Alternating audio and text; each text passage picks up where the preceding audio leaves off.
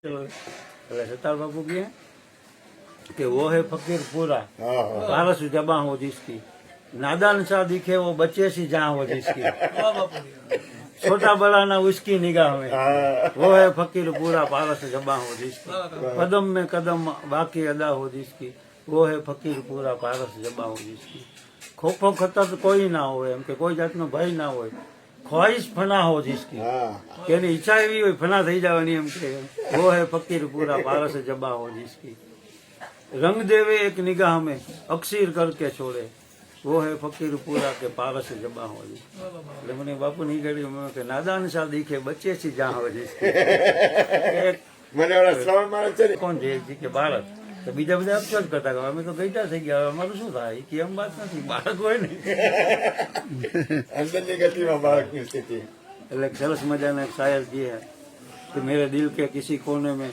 एक नादान सा बच्चा देख कर बड़ों की दुनिया बड़ा होने से डरता है આ દુનિયાના ગોટાળા જોઈને એક એક માસૂમ જે આમાં મોટું થઈને કાઢી લેવું વાહ વાહ કાયમ કરાવો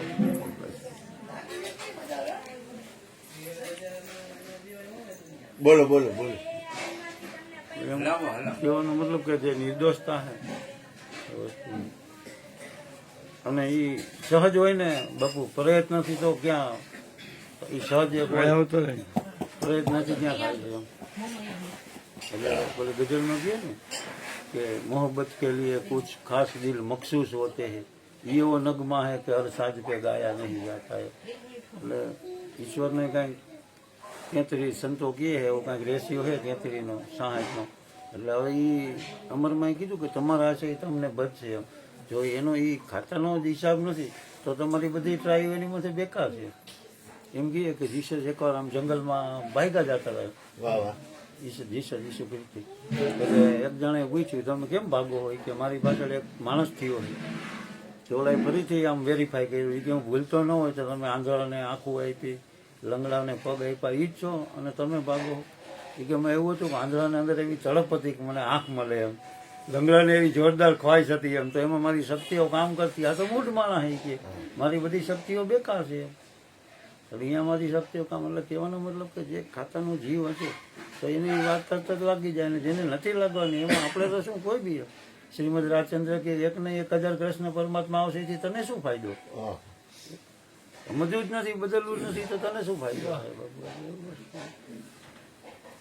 એમ કે સદગુરુઓને સમજાઈ જતું હોય પણ એમ કે એ ખાતાનો છે ને અમારમાં કીધું તમારા હશે તમને બચે એટલે આમાં હાયલો હોય ને જૂનો ખેડૂ હોય તો એ હાલે બાકી ઓલા બે આવે જ આમ ઓલા ઓવારે લાકડા ચડે એમ આવે પણ પછી જાજા લખે નહીં એમ કેશવ બાબુ કહેતા કે કેશવ બાબુ કીધું એક જણ નામ રૂખડ હતું પછી એક ગુરુજીને રાખ્યો કે તું આજથી કે તું જા રૂખડ ફરી પછી કઈ કામ ચિંતે કરે ન કરે તો જીપ્યો મારાથી કે કાકા લાંખી છે તો એક ફરી જ નહીં કે હું રૂખડીએ તો કાઢી લે એમાં માણસો છે ને ગુરુને કે ફરીનો જ ઉમેરો કર્યો કાઢી લે મારી એટલે કહેવાનો મતલબ કે જે ટકતા હોય એ ટકે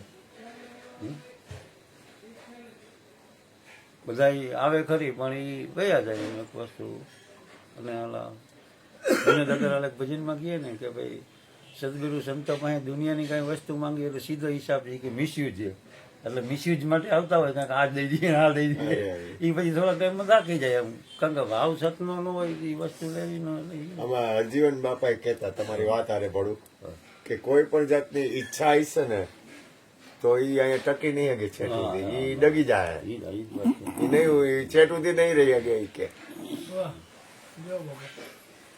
એ તો આ આખી વસ્તુ ગતિ અલગ છે એમ કે બાપુ કે એક સ્ટેજ એવો આવે કે જયારે ઈશ્વરને નકર દર્શનની ઈચ્છા હોય તો બધા ભક્તિ કરે ને દીદારની ઈચ્છા પણ એક સમય એવો આવે કે એ હે ને એક માંગ છે એમ ભલે સારી માંગ છે પણ એ એક માંગ છે એટલે એ ખતમ થઈ જાય ને એમ કે તારી મરજી ત્યારે સંતોનો મેળ ખાધો એ કે સૂક્ષ્મ માંગ છે અને વાતે સમજવા જેવી છે કે એ એક સૂક્ષ્મ માંગ છે એટલે એમ કહે કે એવરેસ્ટ ઉપર જે પહેલી વાર ચડ્યો પછી છેલ્લે એને ઘડિયાળે ઉતાર નાખી દે આટલો તો બોજ ઓછો થાય 200-250 ગ્રામનો છેલ્લે આ સૂક્ષ્મ માંગે બહુ એ કે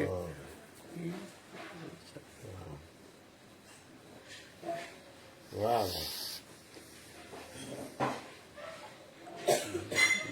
છે. દુનિયાદારી ચીજ માંગવા આવ્યા હોય એટલે એમ જ થયું ને, જેમ કીધું એમ કે મિસયુઝ છે અમારી વસ્તુ. પહેલેથી જ ભાવના એવી છે. બરોબર.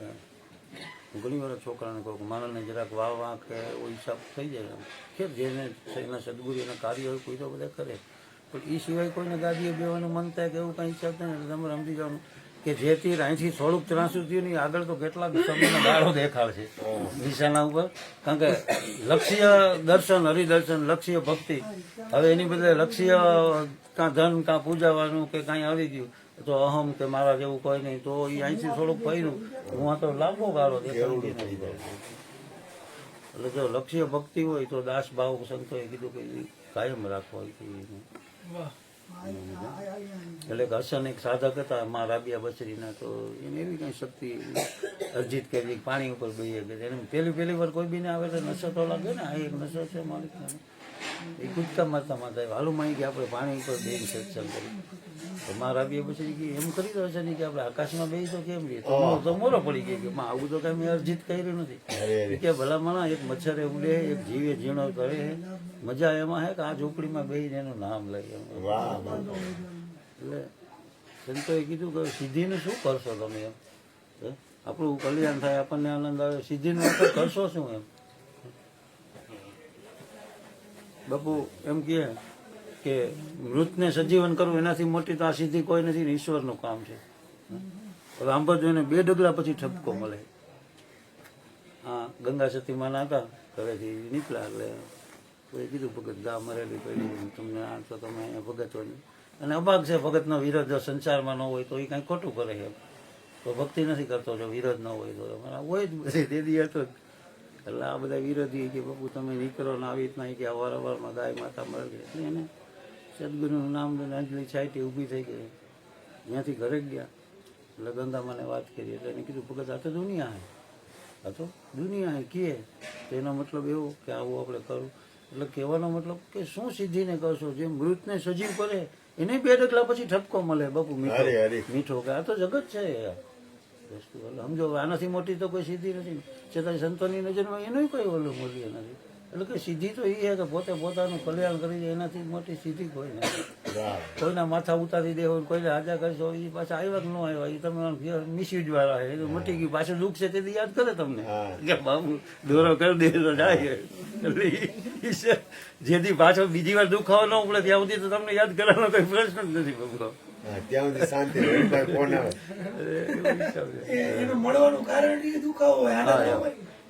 એટલે ઓછો કહે ને કે પ્રાર્થનાનો મતલબ જ કે માંગ કરી નાખ્યો, ભિખારી વેળા જ કરી નાખ્યા. કોઈ એનો આભાર માનવો તો ગયા જ નહીં. ચાહે હાથ લંબાવવો તો કાંઈક માંગવું એમ, મંદિરમાં જવું તો કાંઈક માંગવું એમ, કાંઈક નમાજ પડે માંગવું. મતલબ એ ભિખારી વેળા છે, માંગ્યા સિવાય વાત જ નહીં. પ્રેમની મુલાકાત જ નહીં કોઈ દી. જોઈશી તો જવાનું એમ. પણ કીધું કે તન કી જાને મન કી જાને જાને જીત કી ચોરી, જે અંદર બેઠો હોય એનાથી હું પછી છુપાઈ ગઈ બાપુ. એટલે કીધું કે વો નિયતો છે નથી જે નિકાલ દેતા હે, કે એ હે ને આપણે તો શબ્દ પછી બને પણ અંદર જે નિયત કરી છે ને એની ઉપરથી એનું પરિણામ આવી જાય છે. જે અંદર છે એને હું છેતરવાનો એ કઈ જુદો તો છે નહીં. એટલે એનાથી બચ્યું જાય એમ જ નથી. એમ સમજદારી એમાં સરેન્ડર થઈ જવાનું. આ સમજદારી એમાં કે સરેન્ડર થઈ જવાનું.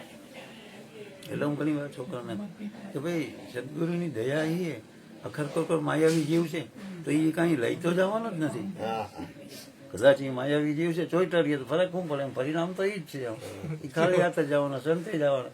પણ સદગુરુની દયા એ કે જૂટવાઈ જાય એને પેલા મૂકી દે, એ જૂટવાઈ જાય એ પેલા મૂકી દે, એ બધા નસીબદાર થઈ ગયા.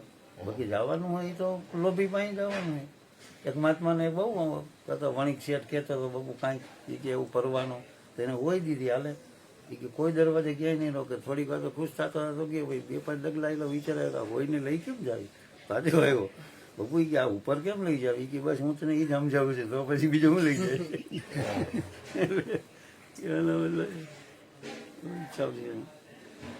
એટલે સંતોએ આપણને એ જે જૂટવાઈ જવાનું એ પહેલાંથી સમજાવી દઈએ. અને કેસર બાપુએ કીધું કે ગાડી મળી ગઈ પછી માથે બોજ ન રખાય, સ્ટેશન સુધી બરાબર છે. સદગુરુ મળી ગયા ભરોસો રાખો. અને પછી માથે બોજ ન લે. વાહ બાપા એટલે ઘણી વાર છોકરા કહેતા હોય કે બાપુ ઈ કે તન મન ધન સદગુરુ. મેં કીધું કાંઈ સદગુરુ ન દેવાના તો તમે હલકારી હોય એને હું જોઈ છીએ એમ તમે હળવા થઈ જાવ એમ વસ્તુ.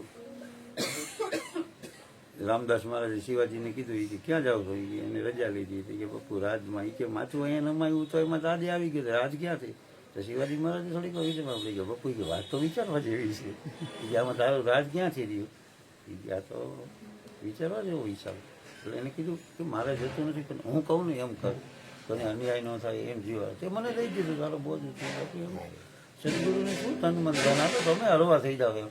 તમારો હુંડલો ઉતારવાની વાત છે એને લઈને શું કરવું? એને બેંક બનાવી છે તન મન ધન જરાય નહીં કે જમા કર્યા રાખે. ના ના હાલો તમે હળવા થઈ જાવ એમ. એટલે કીધું શું આમાં બીજું ત્યાગ. હવે સંતો આપણે તો ખેર આપણે એ યાદ ઉપર નથી પણ એમ સંતો એમ કહે કે ત્યાગ તો એનો થાય કે તમારું હોય એનું હોય, તમારું છે જ નહીં તો પછી ત્યાગ વાળો મુદ્દો જ ખોટો હોય ને બાપુ. હે પૂરું થઈ ગયું. હા જો આપણી માલિકી હોય એનો ત્યાગ થાય. હાવ વાસ્તવમાં જાય છે તો ત્યાગનો મુદ્દો જ ઉડી જાય છે કે શું તમારું હોય તો તમે ત્યાગ પણ આપણું અને વાસ્તવિકતા એ છે કે આપણું છે શું નાના બાળકને જેમ મનને સારું લાગે આ થઈ ગયું ને ઓલું થઈ ગયું ને આ થઈ ગયું ને મજા આવે પણ આખર આપણું છે વાસ્તવિકતા એ છે. દિવસો કે કોઈને શિષ્ય બનાવતા ને બુદ્ધની વાત કરી કે સીધા શમશાન જ મોકલતા એ કે બેવો તો હવે કે પછી શીશી કે પછી બનાવી તો એ બાબુ અહીંયા શું કરવાનું કે બેવાનું હલથી આવે યરગાવાનું આ જોવાનું તમારે કાંઈ કરવાનું નહીં. પછી ઓલો અકળાય કે બાબુ ક્યાં સુધી બેવાનું એમ કે તને એમ થાય ને કે હા કોક બીજો બરે ત્યાં સુધી તું બેઠો જ રહેજે. હા કોક બીજો બરે ત્યાં સુધી તો તું બેઠો જ રહેજે. એટલે તેથી અમે સદરમાં ભજનમાં ગયેલા છોકરાને મેં એ વાત કરી હતી એક મરણના ભજનના. એટલે મેં તો ઓછો કે એ પ્રમાણે આપણે એમ સમજો આપણે આપણા જ ભજનમાં આવ્યા છીએ. આપણે સદરમાં પેલા વાત થઈ હતી કે ભાઈ આપણે આપણા જ ભજનમાં આવ્યા એમ. બધું કીધું ને કે જ્યાં સુધી બીજો મરે ત્યાં સુધી તું ત્યાં જ બેઠો રહેજે એમ. ત્યાં સુધી કઈ કામ છે નહીં વાત.